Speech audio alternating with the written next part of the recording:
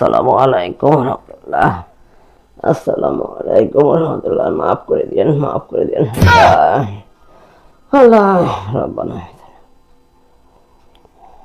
কে দাদি? আল্লাহ সবাক মাফ করে দিও আল্লাহ। তুমি দেখি কি এমনি হচ্ছে? সময় চশমা ছাড়াই ঘুরে বেড়াও, নামাজের সময় চশমা পরিচ্ছ কে? নামাজের সময় তো সব কি কম সাদে পড়ি? শয়তানে দেখার জন্য পড়ি। এমনি সময় তো শয়তানের উপর ধরে না।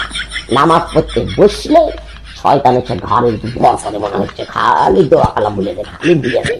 চোখ সময় চোখের দিকে বসে দেখি শয়তান কোনটি আছে।